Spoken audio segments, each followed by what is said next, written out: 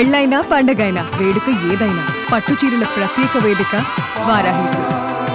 ఒకసారి అప్పుడు ఇండస్ట్రీ కొత్తగా వచ్చాను, హీరోయిన్గా వెళ్తుంటే ఒక ఆర్టిస్ట్ పెద్ద ఆయన, బతికి కూడా లేరు, మాట్లాడను, ఇలా తొడ మీద చేసి ఇట్లా ఇట్లా అంటూ కూర్చున్నారు. నాకేదో చీదరగా అనిపించింది, ఏంటిది ఒకలాగా నేను చేయి తీస్తుంటే చేసి అంటున్నారు. దిగేసి ఇంట్లోకి వెళ్ళిపోయాను కోపంగా. మా డాడీ చూస్తే ఎందుకమ్మా కోపంగా ఉన్నావు, ఎందుకు ఇలా పెట్టి ఇలా గోక్తా ఇట్లా ఇట్లా అంటూ నేను తీస్తుంటే మాటకి అంటున్నారు అని. వెళ్ళి పడుకో, స్నానం చేసి అన్నం తినేసి పడుకో అన్నాను. పడుకొని లేచా. పొద్దున్న మా నాన్నగారు ఎవరు కాళ్ళు పట్టుకున్నారో ఎలా తెచ్చారో, పొద్దున్న కారు ఉంది ఇంటి ముందు. ఈ రోజు నుంచి నువ్వు ఒక్కదాని ఉంటావు, గోకేవాళ్ళు ఉండరు, ఇది ఉండరు, అదే మెయింటైన్ చేస్తున్నాను ఈ రోజు కూడా. నా కార్లో ఎవరిని ఎక్కనివ్వు. ఓకే, నేను మా బాబు, నా పక్కన మా బాబు కూర్చుంటాడు అంతే. ఓకే, మాకు ఒక పిల్ల వెనక, మేము ముగ్గురు తప్ప ఎవరు కూర్చోడానికి లేదు. కూర్చోబెట్టను, మొక్కం మీద చెప్పేస్తాం సారీ అండి, ఎక్కొద్దు. అంతే, అంత straight forward. So casting house మీరు కూడా ఫేస్ చేశారు ఇండస్ట్రీలో అయితే? ఎందుకు చేయరండి, ప్రతి ఒక్కళ్ళు చేస్తారు, ప్రతి ఒక్క డిపార్ట్మెంట్లో చేస్తారు. ఇది ఒక్కటే అనేం కాదు. కాకపోతే ఏంటంటే ఇది ఒక గ్లామర్ ఫీల్డ్ కాబట్టి దీన్ని ఫోకస్ చేసి మాట్లాడటం వల్ల బాగా హైప్కి వస్తుంది కాబట్టి మాట్లాడతారు. కానీ ఏ ఫీల్డ్లో లేదండి, ఎవరు చేయరు. ఐటీలో లేదా, మామూలు ఒక స్వీట్ స్టాల్లో కూడా ఉంటుంది, ఎందుకు ఉండదండి. అంటే కాస్టింగ్ హౌస్ ఇంత పెద్ద ఎత్తున బయట మాట్లాడుకుంటున్నాం, కానీ ఇది ఇలా రావడానికి వన్ ఆఫ్ ద రీజనే లేడీ ఆర్టిస్టులు. అసలు వాళ్ళ సపోర్ట్ లేకుండా ఇదంతా ఎందుకు జరుగుతుంది? వాళ్ళు మీలాగా ముందు మాట్లాడుతుంటే బహుశా ఇంత దూరం వచ్చేది కాదు. తెగ్గొట్టేసేవాళ్ళు, ఇచ్చేవాళ్ళు ఇస్తారు క్యారెక్టర్లు, ఇవ్వని వాళ్ళు ఇవ్వరు, అంతే కదా.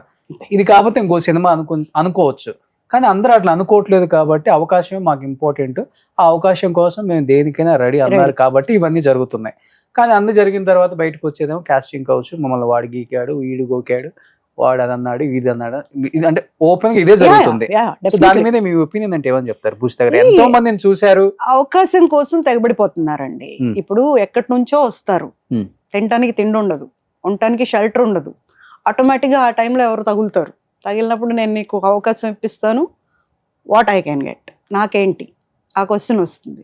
ఏంటి అన్నప్పుడు వీళ్ళు ఏం చేస్తారు, ఓహో నేను పెద్ద హీరోయిన్ అయిపోతాను కదా, నాకు చాలా అవకాశాలు వచ్చేస్తాయి కదా, ఇంత గొప్పగా చెప్పారు కదా అని అప్పటికి ఒక 2-3 చోట్ల తిప్పుంటారు, తెలిసిన 2 మొక్కలు చూపించుంటాడు.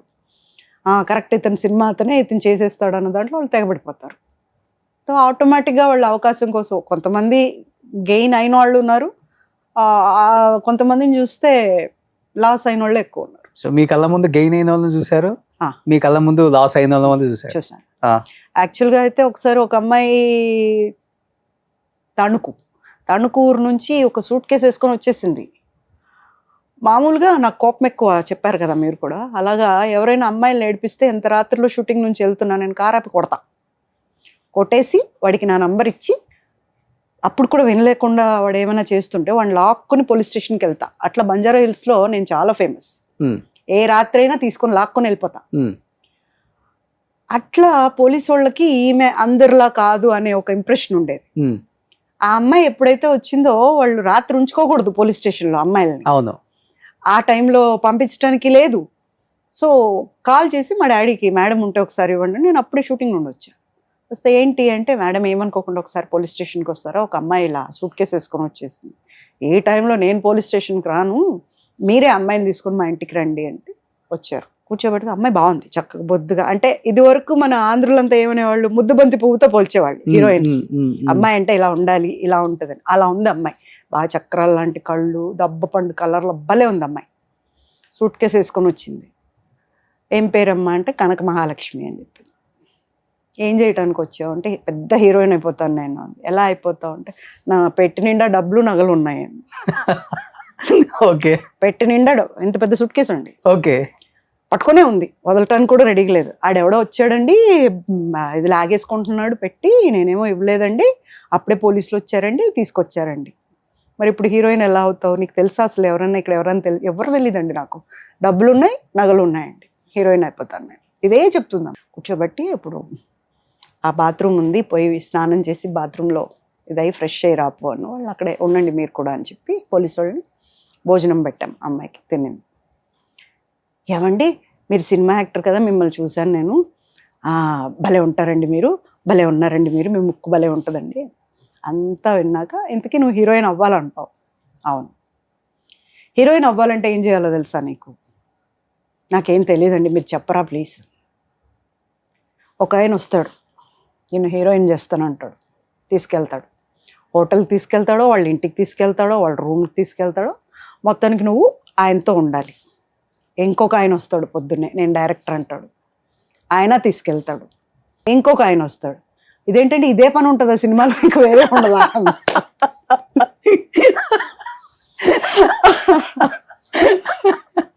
ఈ పనులన్నీ అయిపోయిన తర్వాత షూటింగ్ దగ్గరికి నువ్వు వెళ్తావు, ఇంటికే వెళ్తావు. ఓకే, మొత్తానికి ఇవన్నీ జరగాలి, దానికి రెడీ నాను అంటే తూతూ నేను మా అమ్మ నాన్నకు ఒకటే పిల్లనండి, తలదించుకునే పని నేను ఎలా చేస్తానండి, నేను చేయనండి, నా దగ్గర పెట్టులో డబ్బులు ఉన్నాయండి, నేను హీరోయిన్ అవుతాను అంతేనండి, ఇదే మాట. ఓకే.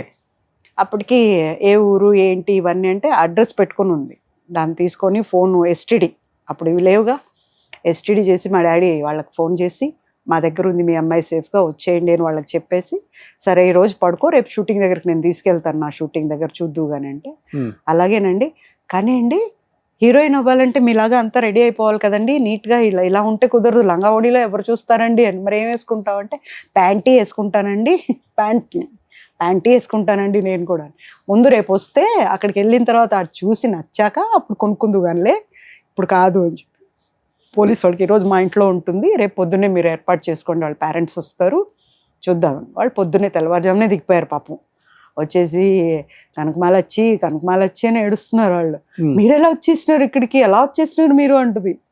కూర్చోబెట్టి మాట్లాడి, చూడండి సినిమా కావాలంటే, సినిమా తీయాలంటే ఒక పద్ధతి ఉంటుంది, రైటరు, ప్రొడ్యూసరు, డైరెక్టరు వీళ్ళందరూ, ప్రొడ్యూసర్స్ మీరు అవుతారంటే సినిమా తీయొచ్చు, అలాంటి వాళ్ళని కావాలంటే నేను పరిచయం చేస్తాను, బట్ డైరెక్ట్గా సినిమా ఇచ్చే వాళ్ళకి నేను చేయను, ఎందుకంటే ఒక జీవితం ఇది, ఆడపిల్ల జీవితం, ఏమవుతుందో నేనైతే గ్యారంటీ ఇవ్వలేను, సో అలా వద్దు అంటే వాళ్ళు నచ్చ చెప్పుకొని అమ్మాయిని తీసుకెళ్ళిపోయారు, పెళ్లి చేశారు. ఓకే, నిజంగా ఈ కనకమ్మ ఆలోచన పెద్ద హీరోయిన్ అయిందేమో అనుకుంటున్నాను ఇప్పుడు. ఇంకా నో అంటే అట్లా కొంతమంది 7-8 మంది అమ్మాయిలను కాపాడాను నేను. ఓకే, పంపించేస్తాను. సో ఈ ఖడ్గన్ సినిమాలో సంగీత గారు ఎలాగనమాట అయితే, అవును చాలా మంది వచ్చేవాళ్ళు ఉంటారు, సూట్ కేసులు వేసుకొని వచ్చేస్తారండి, డబ్బులు ఉండాలి సినిమా అంటే అనేదానికి. ఈవెన్ ప్రొడ్యూస్ చేయడానికి వచ్చిన వాళ్ళని కూడా నేను రిటర్న్ పంపించాను. సో మీ కళ్ళ ముందు హీరోయిన్ గా ఎదిగిన వాళ్ళు, మీరు చూసిన వాళ్ళు అంటే ఎవరని చెప్తారు? ఎట్లా అంటే మీరున్న పీరియడ్ లో వచ్చి సో అవకాశాలు పొందుపరుచుకొని హీరోయిన్ గా ఎదిగిన వాళ్ళు? రోజా గారు. రోజా మేము ఇద్దరు పిల్లల ముద్దులు పోలీస్ చేస్తున్నప్పుడు చంద్రగిరిలో ఒక పోలీస్ స్టేషన్ లో షూటింగ్ జరుగుతుంది. అప్పుడు ఈ అమ్మాయి ప్రేమ తపస్సు అని ఒక సినిమాకి సెలెక్ట్ అయింది, మన డాక్టర్ శివప్రసాద్ గారి cinema. She's from very poor family అట, నాకు తెలియదు. ఒక అమ్మాయి లంగా ఓణి వేసుకొని, ఒక కొంచెం కలర్ఫుల్, ఒక మిల్క్ వైట్ దీంట్లో రెడ్ బార్డర్లో వేసుకొని, లంగా ఓణి వేసుకొని ఒక దగ్గర కూర్చొని తింటుంది అన్నం. నేను అన్న ఎవరు అమ్మాయి పొద్దుటి నుంచి ఇక్కడిక్కడే తిరుగుతుంది అంటే, మేడం డాక్టర్ శివప్రసాద్ గారి హీరోయిన్, ఎల్లుండి ఓపెనింగ్ ఉంది, ఆ డ్రెస్ కూడా ఆ సినిమా కోసం కుట్టించారంట. మరేంటి అమ్మాయిని అక్కడ కూర్చోబెట్టి పెడుతున్నారు హీరోయిన్ అంటే ఏమో మేడం నాకు తెలీదు, అక్కడే కూర్చోబెట్టిన, అంత జూనియర్స్ తింటున్నారు అక్కడ. నేను చూసి అమ్మాయిని ఇలా తీసుకురండి నా దగ్గరికి, ఇక్కడ తింటుంది భోజనం అని చెప్పి నా భోజనం పెట్టి తనని భోజనం పెడితే తినింది. థ్యాంక్ యూ మేడం అట్లా అని. She became big heroine and ఒక స్థాయికి వచ్చా కూడా ఇప్పుడు కూడా నాకు అంతే మర్యాద ఇస్తుంది. తర్వాత టూ మెనీ కాంట్రవర్సీస్ విన్నా కూడా నా వరకు నన్ను అలాగే చూస్తుంది. అప్పుడు ఆ అమ్మాయి ఎదిగింది. I was very happy.